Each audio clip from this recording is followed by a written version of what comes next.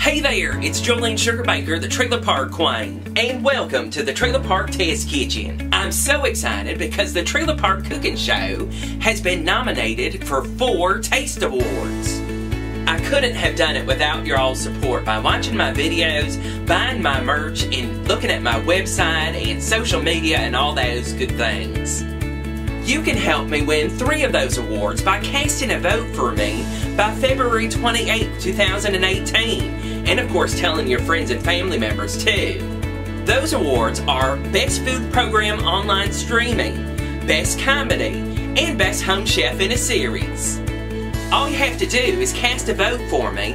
Down at the bottom there's a link by February 28, 2018. You'll find the link right down here at the bottom. Thank you all for your support. I couldn't have done it without y'all, and thank you for your vote.